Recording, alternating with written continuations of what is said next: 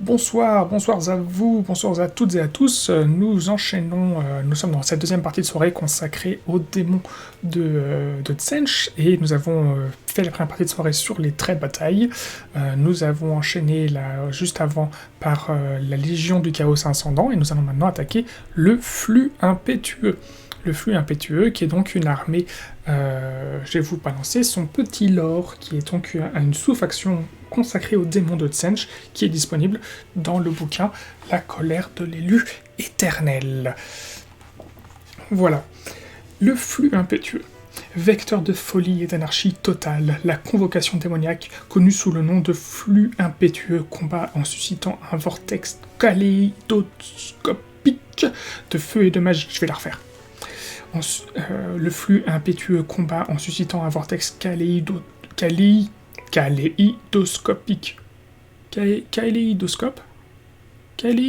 absolument. Kaléidoscopique de feu et de magie. Des masses de démons s'avancent en cabriolant tandis que des lanceurs de sorts font pleuvoir des décharges destructrices aux couleurs criardes sur l'ennemi.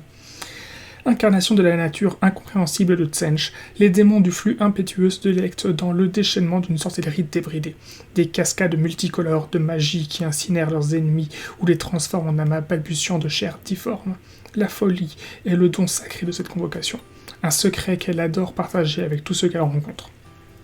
Si une armure enchantée peut protéger contre les épées ou même les flammes magiques, l'esprit n'a aucune protection contre le regard des organisateurs du flux. Même leurs maléfices les plus bénins sont imprégnés d'une énergie anarchique si pure qu'ils peuvent être déraillés. Je suis fatigué, moi. Attendez, je vais boire une petite gorgée de café. Il est déjà froid.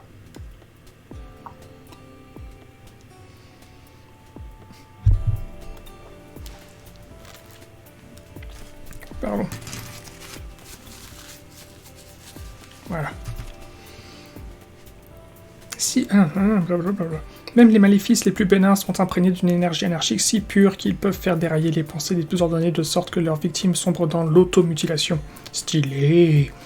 Submergés par des images cauchemardesques qui défient leur perception de la réalité, ces malheureux sont prêts à se fracasser le crâne ou à se plonger des dagues dans leurs orbites pour se libérer de l'assaut mental du flux. L'aura de folie que suscite cette convocation est si puissante qu'elle renforce le lien de ces démons avec les royaumes mortels. Elle accroît également la puissance de leurs assauts magiques, car les lanceurs de sorts du flux impétueux se nourrissent des effroyables visions de démons qu'ils inspirent aux mortels. Chaque fois qu'un... Alors, ça c'était le lore. Maintenant, voyons les aptitudes. Chaque fois qu'un sorcier démon flux impétueux, ami lance un sort qui inflige une ou plusieurs blessures mortelles. Jetez un dé chaque fois qu'une unité qui a subi une ou plusieurs blessures mortelles infligées par ce sort. Sur 4+, cette unité subit une blessure mortelle supplémentaire. Pardon. Ok, bah, c'est pas trop mal. 50% de chance de rajouter une blessure mortelle, pourquoi pas. Toujours ça de prix. Aptitude de commandement. Vous pouvez utiliser cette aptitude de commandement à votre phase de héros. Dans ce cas, choisissez un sorcier démon du flux impétueux ami entièrement à 9 pouces ou moins d'un héros démon du flux impétueux ami, ou entièrement à 18 pouces ou moins d'un héros démon du flux impétueux ami qui est votre général. D'accord. Parce que il est possible que vos unités sorciers ne soient pas forcément des héros. Comme c'est le cas pour si vous avez des unités avec au moins, je crois, 5 ou 9 horreurs roses, qui ont du coup le tag sorcier. Ajoutez un au jet de lancement pour ce sorcier jusqu'à la fin de cette phase. Ok. Une unité ne peut pas bénéficier de cette aptitude de commandement plus d'une fois par tour. Effectivement, vous ne pouvez pas cumuler les petits bonus pour lancer des trucs. Ensuite, trait de commandement. Égide de démence.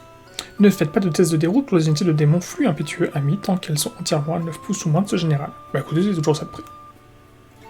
Franchement, c'est toujours ça de prix. Surtout si du coup vous mettez en général une unité qui est sur un très gros socle, comme le Fate Skimmer. Le Fate Skimmer, il est sur un très gros socle. Vos deux plus gros socles, c'est le Fate Skimmer, et du coup le Blind Chariot, mais lui, ou votre Lord of Change, ce sont les deux plus gros socles que vous ayez dans l'armée. Donc très très bien. Très très bien, vos 9 pouces, vous allez pouvoir bien les sentir. Artefact de pouvoir, l'illuminateur. Choisissez une des armes de mêlée du porteur. Si le jet de touche non modifié pour une attaque effectuée avec cette arme donne 6, cette attaque inflige 3 blessures mortelles à la cible et la séquence d'attaque prend fin. Ne fait pas de jet de blessure ou de sauvegarde. Bon, écoutez, ça c'est la petite taxe. On a vu 3 aptitudes auparavant, une aptitude de commandement, un trait de commandement qui était utile et qui était intéressant. Là, l'artefact de pouvoir, il est complètement anecdotique. Écoutez, c'est pas grave. C'est pas grave. Ce qui est un peu particulier, c'est que l'aptitude de commandement, en fait, elle a un effet très similaire à l'aptitude de commandement de votre Lord of Change. L'aptitude de commandement de Lord of Change, fanal de sorcellerie. Vous pouvez utiliser cette aptitude au début de votre phase des héros. Dans ce cas, choisissez une figurine amie avec cette aptitude de commande. Jusqu'à votre prochaine phase des héros, vous pouvez ajouter un au jet de lancement et de dissipation pour les sorciers démons de Tsench amis, tant qu'ils sont entièrement à 18 ou moins de la figurine choisie. Ce qui fait qu'en fait, vous pouvez, en cumulant les deux, fanal de sorcellerie et galvanisation par le désordre, faire en sorte que une unité ait un +2 pour lancer les sorts. Et là, tout d'un coup, ça fait que lancer des sorts qui sont sur du 9, et bien, finalement, vous allez lancer sur du 7. Et faire un 7 avec 2d6, c'est très facile. Enfin, c'est très facile. Vous avez 50% de chance d'y arriver. Donc, vous vous souvenez, en début de soirée, on a parlé, donc plutôt pour une VAD, dans les VOD précédentes, on a parlé des fameux dons du destin, hein, voilà, les fameux dessins du changement. Et bien voilà, vous allez pouvoir beaucoup plus facilement lancer 2 sorts d'affilée avec un héros sur du 9, grâce à ça, en cumulant les 2 trucs. Ça peut peut-être valoir le coup de dépenser 100 points, parce que c'est 2 x 50, enfin, de dépenser 2 points de commandement. Peut-être. Et puis, imaginons que vous n'ayez pas trouvé 380 points dans votre armée pour mettre un Lord of Change. J'ai dû dire du changement juste avant, habitude. Du coup, vous pourrez toujours aller utiliser le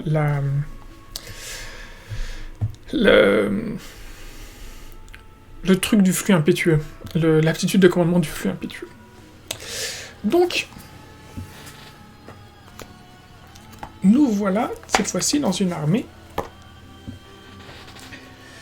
Une armée en une seule pause à 2000 points. Avec, cette fois-ci, un bataillon.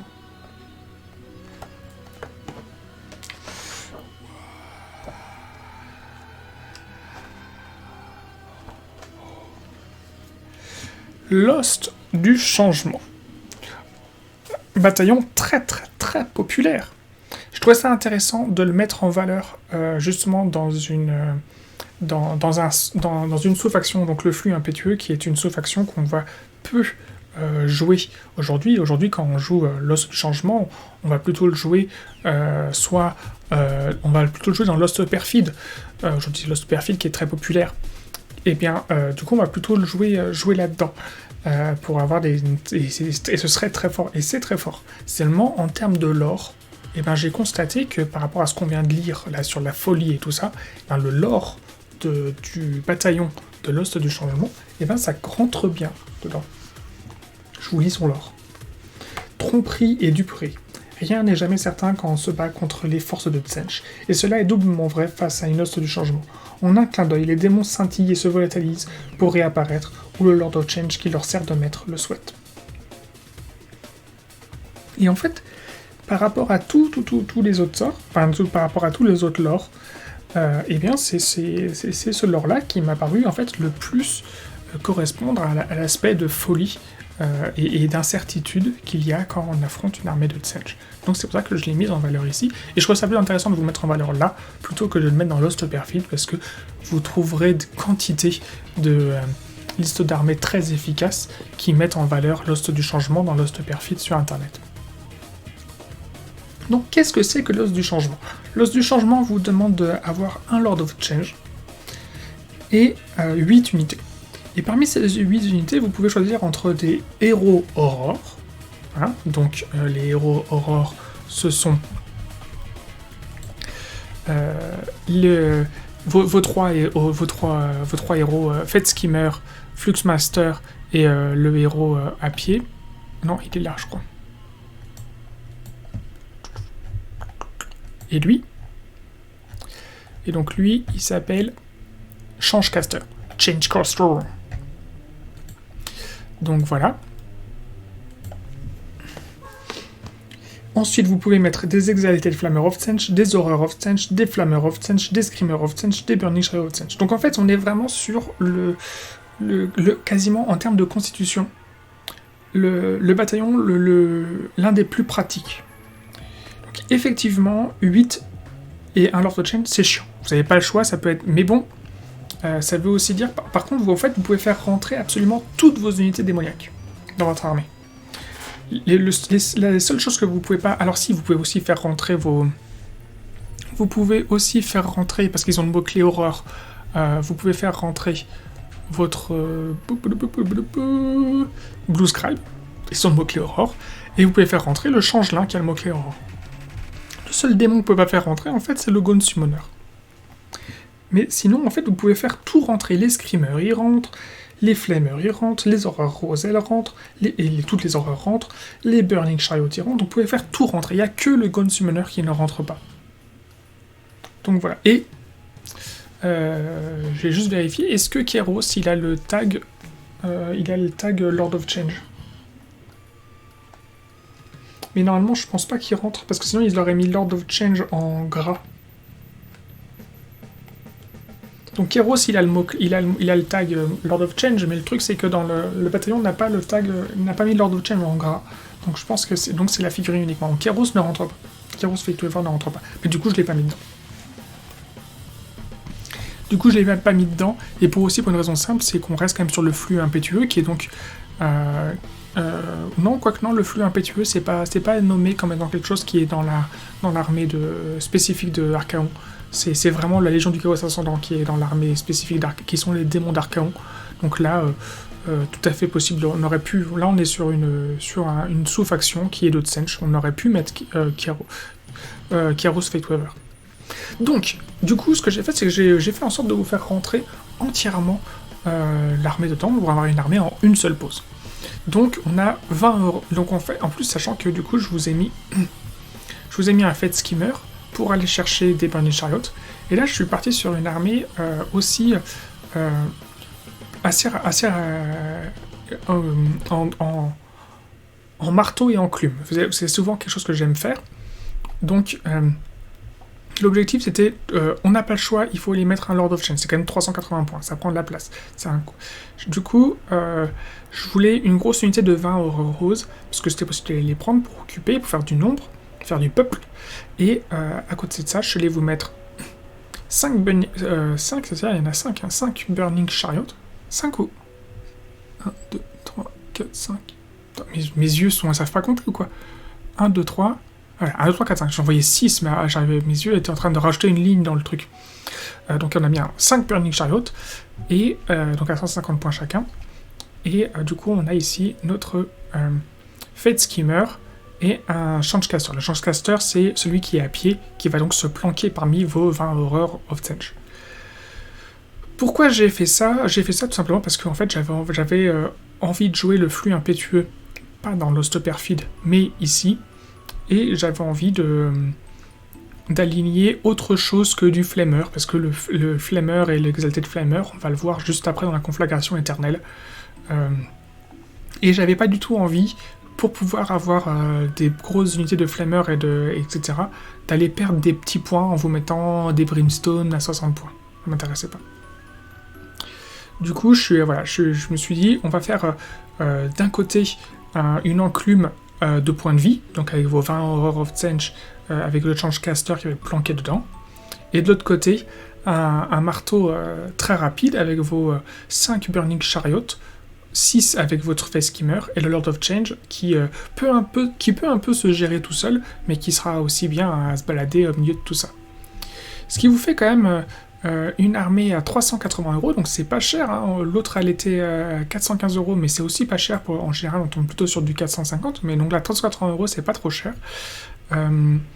On n'a que 28 figurines, ce qui est pas beaucoup du tout, ce qui est vraiment pas beaucoup, hein.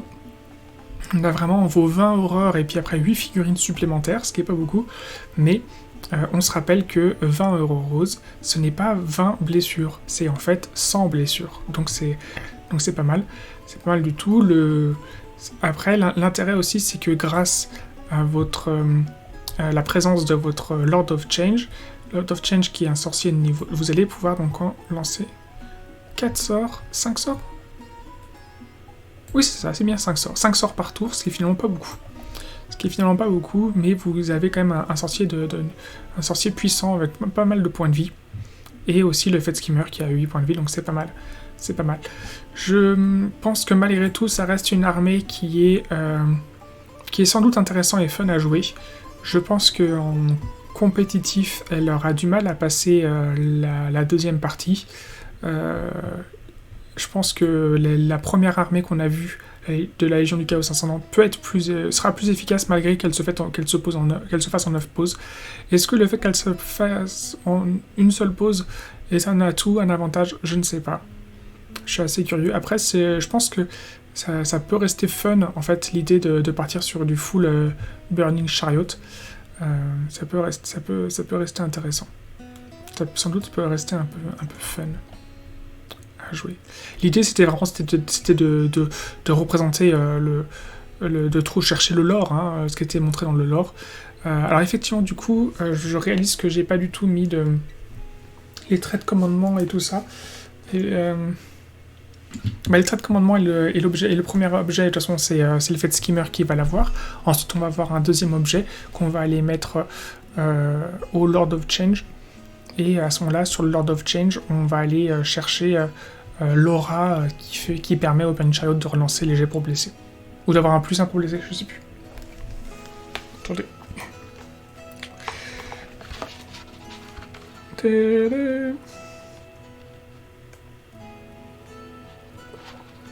L'aura de mutation. Ajoutez un jet de blessure aux attaques des unités démons de Tsench amis qui sont entièrement à 9 pouces ou moins du porteur. Voilà. Donc plus 1 pour blesser. Et comme votre démon, votre Lord de Change, il a un gros socle, ce sera très bien. Ça sera très bien. Voilà. Donc voilà, pour le flux impétueux, une armée à 380 points. Je pense qu'il y a très certainement de quoi s'amuser avec. Après, est-ce qu'elle est compétitive? Je ne pense pas. Je vous remercie pour votre attention. On va passer ensuite à une armée conflagration éternelle qui sera sans doute beaucoup plus semblable à ce qui est joué aujourd'hui. Ciao ciao.